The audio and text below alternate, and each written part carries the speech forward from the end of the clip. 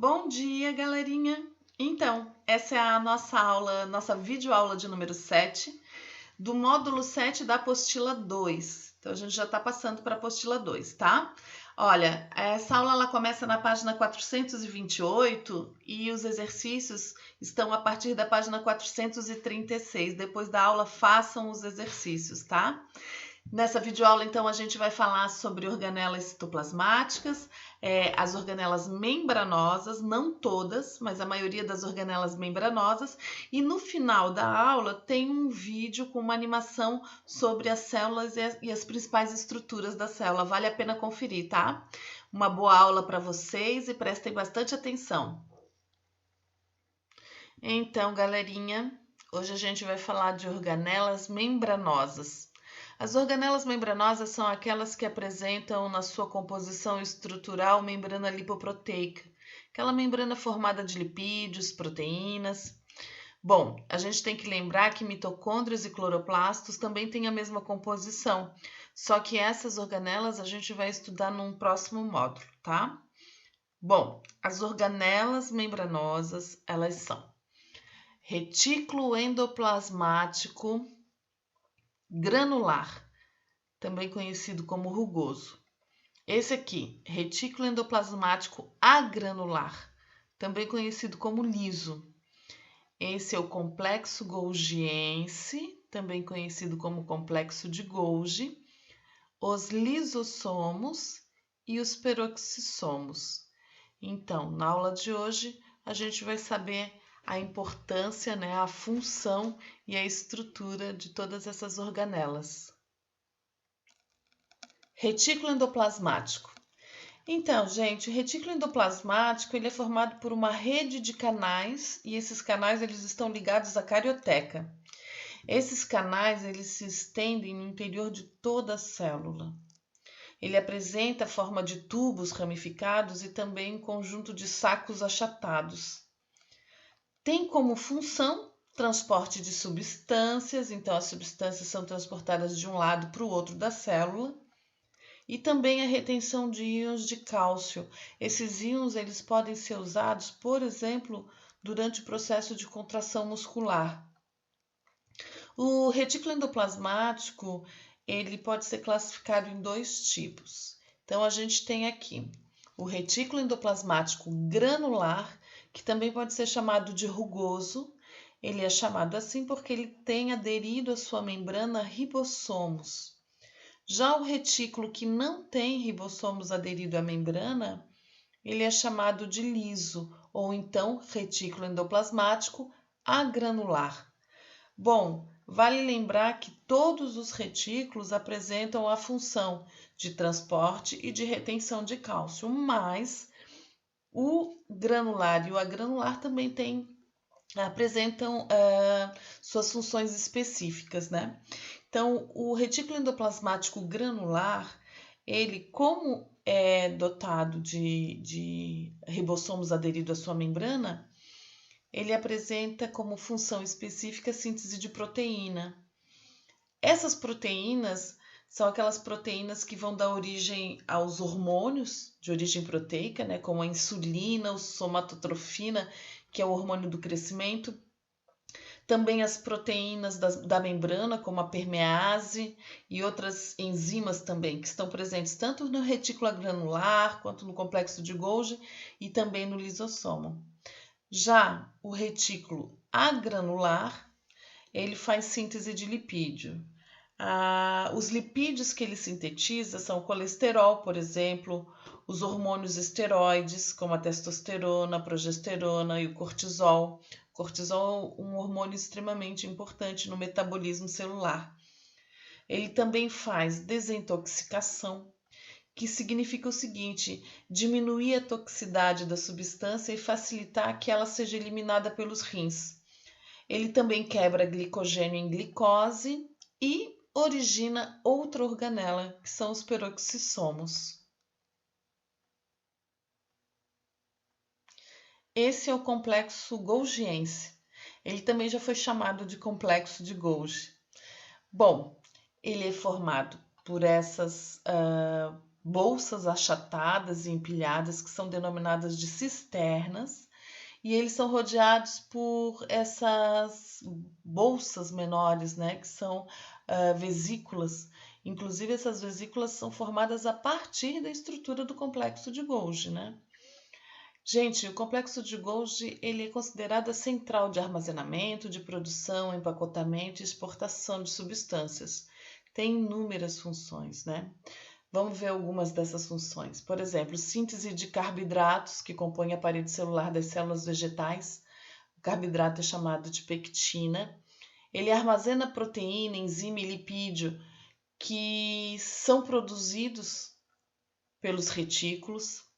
Bom, também participa de uma modificação química de proteínas inativas para torná-las ativas.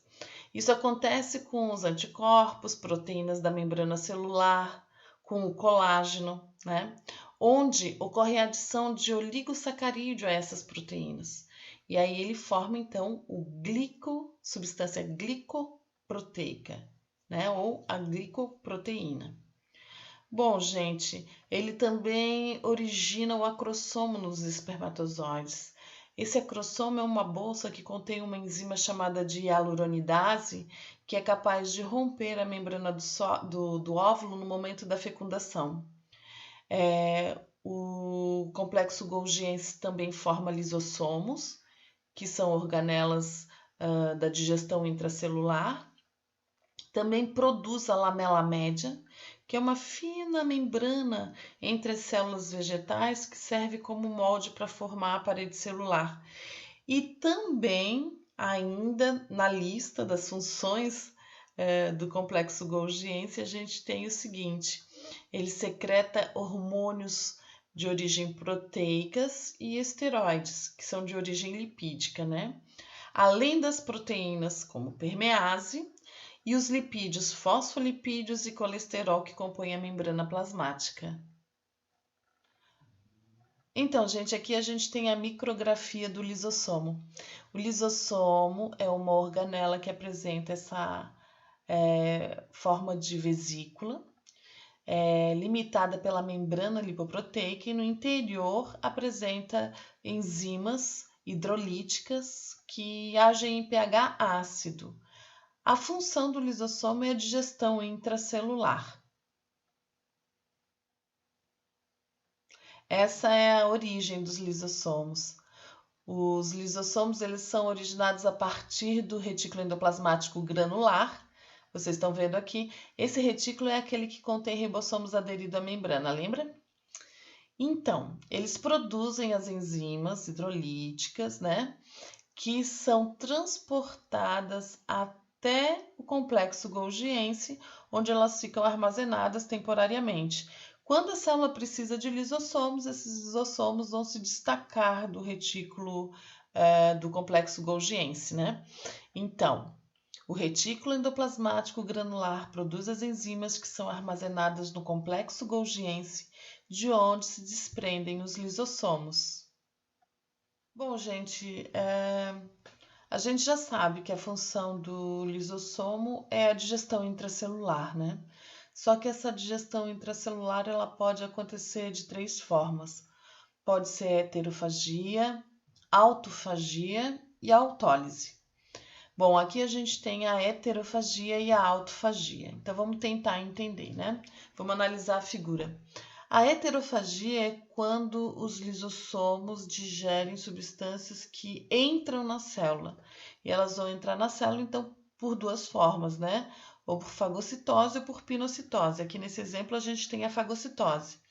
Então, quando a célula engloba a substância que vai ser digerida, os lisossomos primários se desprendem aqui do complexo golgiense e vão em direção ao vacúolo formado, que era o vacúolo anteriormente chamado de fagossomo. Quando o lisossomo primário se funde ao fagossomo, ele vai formar o vacúolo heterofágico, né?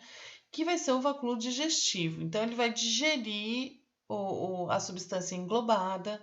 O que for de substância útil que a célula precisar, ela vai absorver o que ela não quer permanece nesse vacúolo. E aí, então, esse vacúolo contendo esse resíduo vai chamar de vacúolo residual, que vai ser eliminado através da plasmocitose.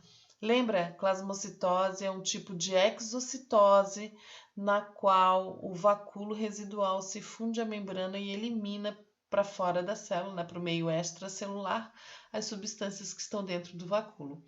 Então, toda vez que a célula englobar uma partícula por fagocitose ou pinocitose e digerir essa partícula, a gente vai chamar isso de heterofagia. Bom, gente, a autofagia é mais ou menos assim. A célula pode ter substâncias que estão lá que não servem mais para a célula. Por exemplo, uma organela inativa. Então, vamos imaginar que essa mitocôndria aqui seja uma organela que está inativa, não está mais funcionando. Então, essa organela inativa, ela vai fundir com os lisossomos e formando o que a gente chama de vacúolo autofágico, né? Que é esse vacúolo digestivo.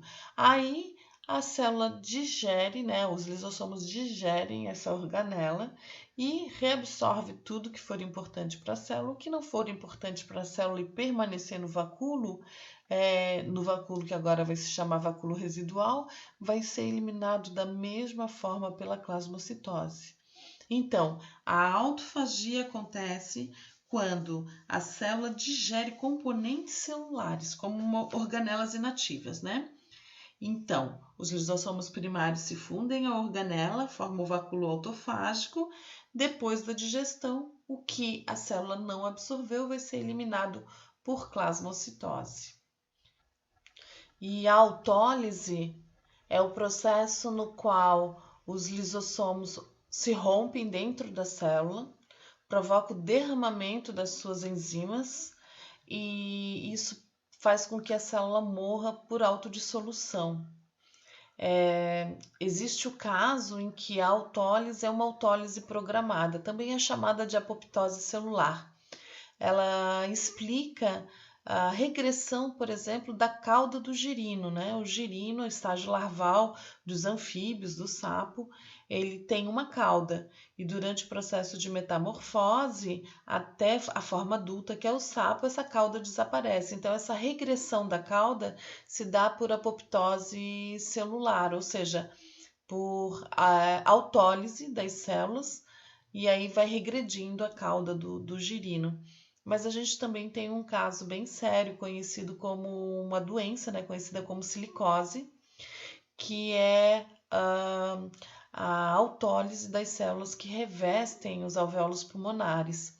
Geralmente acontece com pessoas que trabalham na mineração, eles inalam a poeira que contém a sílica, e quando a sílica chega nos alvéolos pulmonares, as células lançam os seus lisossomos, né, para decompor essa sílica.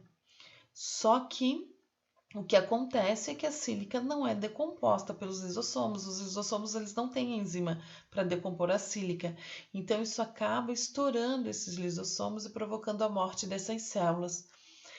A morte dessas células dos alvéolos vai provocar a formação de um tecido fibroso. E esse tecido fibroso impede a hematose, que é a troca gasosa que existe entre o ar contido nos alvéolos e o sangue dos capilares. Então a pessoa vai perdendo a capacidade respiratória, né? Vai diminuindo a quantidade de área do pulmão capaz de promover a hematose. É uma doença muito séria e muito preocupante. Bom, gente, ainda sobre os lisossomos, os vegetais eles não apresentam, né? As células vegetais não apresentam lisossomos, então o vacúolo central ou o vacúolo celular é que é responsável pela digestão das substâncias das células vegetais. Esse é o peroxissomo, aqui tem uma micrografia dele. Então, ele é uma organela em forma de vesícula e ele contém no seu interior enzimas oxidantes. Os peroxissomos eles são originados a partir do retículo endoplasmático agranular. Ele tem a função desintoxicante na realidade, ele degrada substâncias tóxicas como água oxigenada, moléculas de álcool, né? Existe uma enzima chamada de catalase que é responsável pela degradação da água oxigenada especificamente, né? Bom, a gente vai encontrar a maior quantidade de peroxissomo nas células hepáticas, em certos leucócitos e também nas células renais. Existem algumas doenças associadas ao funcionamento do peroxissomo, né? Uma delas é a cirrose e outra doença também associada é chamada de adrenoleucodistrofia. Bom, gente, a cirrose na realidade é uma doença causada por vários fatores, né? Um dos fatores que causam a cirrose hepática é o consumo excessivo de álcool. As células elas morrem e no lugar delas surge um tecido cicatricial, né? Um tecido cicatrizante, que é um tecido fibroso. Então, o fígado é um órgão que desempenha mais de 200 funções.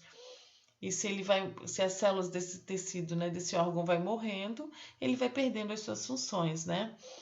Bom, os peroxissomos, eles sofrem uma desordem devido ao excesso de álcool, já que eles degradam o álcool, isso provoca a morte da célula hepática. Bom, e a adrenoleucodistrofia é uma doença genética no qual a criança nasce já com um defeito nas enzimas do peroxissomo que degradam ácidos graxos de cadeia longa. E aí esses ácidos graxos começam a se acumular na célula e eles são responsáveis pela deteriorização da bainha de mielina. A bainha de mielina é uma capinha de origem lipídica que cobre os neurônios e fundamental para a transmissão dos estímulos nervosos de um neurônio para o outro.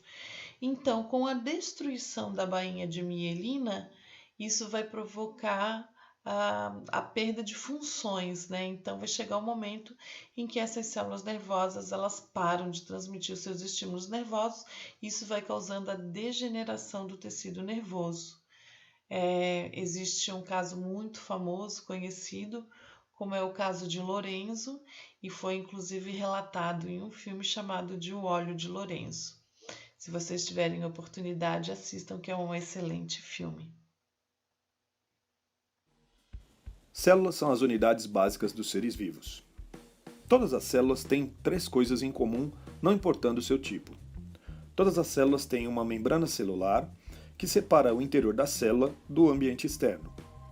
Citoplasma, que é um material gelatinoso, e DNA, que é o material genético da célula. Existem 2 categorias de células. A primeira categoria são as células eucariontes.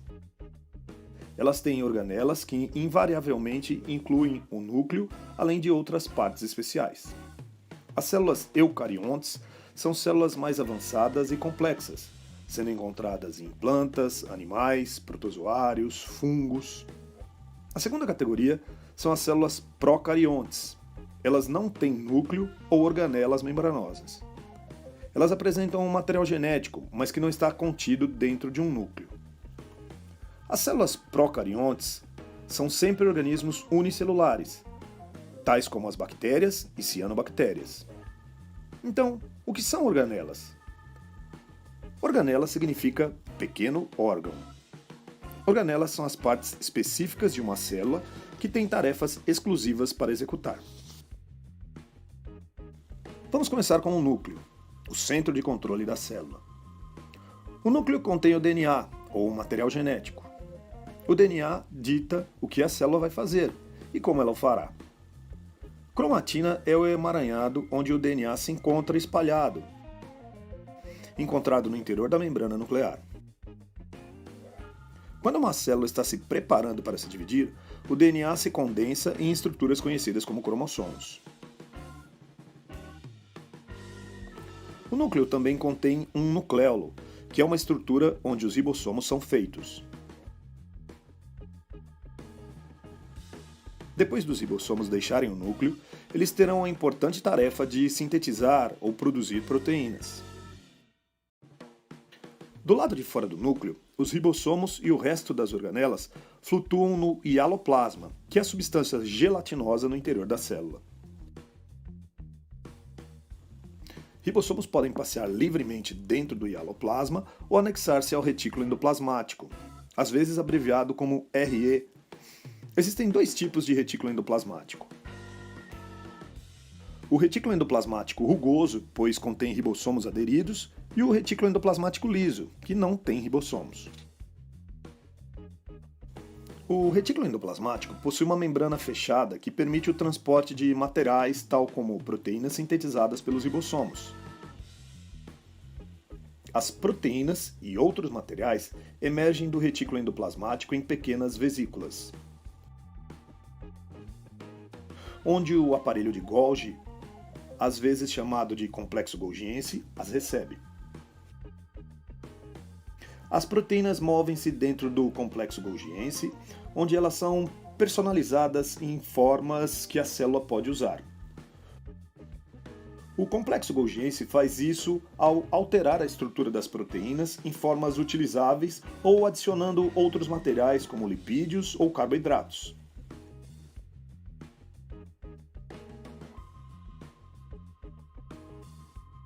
Vacúolos são estruturas em forma de vesículas que armazenam materiais diferentes.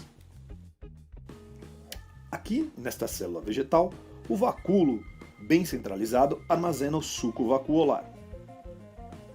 Voltando à célula animal, você vai ver uma organela chamada lisossomo. Os lisossomos são como coletores de lixo que levam as partes da célula danificadas ou desgastadas. Eles estão cheios de enzimas que quebram esses restos celulares. A mitocôndria é uma organela que obtém energia para as células tanto animais como vegetais. Durante um processo chamado respiração celular, as mitocôndrias fazem moléculas de ATP que fornecem energia para todas as atividades da célula. As células que precisam de mais energia têm mais mitocôndrias. Enquanto isso, a célula mantém sua forma através de um citoesqueleto. O citoesqueleto inclui os microfilamentos filiformes, que são feitos de proteínas, e os microtúbulos, que são tubos finos e ocos, também feitos de proteínas. Alguns organismos, tais como plantas, que são seres autotróficos, ou seja, que produzem o próprio alimento, o fazem captando energia luminosa. Essas células possuem uma organela denominada cloroplasto. É no cloroplasto onde acontece o processo de fotossíntese. Ele é verde porque tem um pigmento verde chamado clorofila. As células vegetais também têm uma parede celular além das membranas celulares, de forma a apoiar e proteger a célula da planta. As células animais não têm parede celular. Existem muitas outras estruturas únicas que ocorrem em apenas algumas células.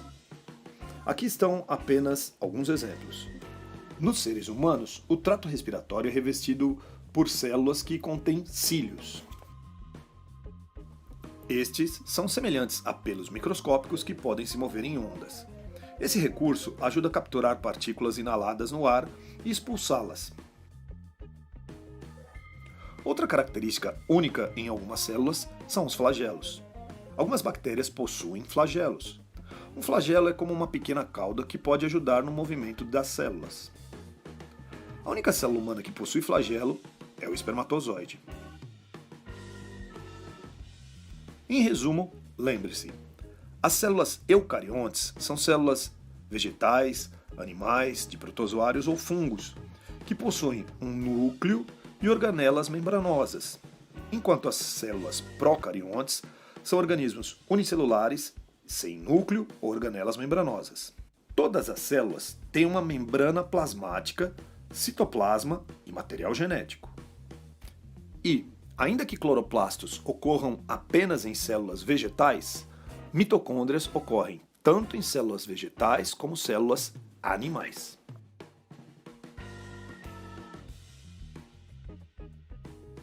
Então, queridos, por hoje é isso. Espero que vocês tenham gostado da aula, que vocês tenham aprendido. A gente viu a maioria das organelas membranosas, mas ainda faltou mitocôndrias e cloroplastos, que vai ser nossos próximos assuntos. E espero que vocês tenham aprendido, tenham curtido a aula. Qualquer dúvida a gente vai tirar lá na nossa aula online, certo? Não esqueçam de fazer os exercícios, é bem importante para fixar o conhecimento, tá? Um grande beijo para vocês e até a próxima!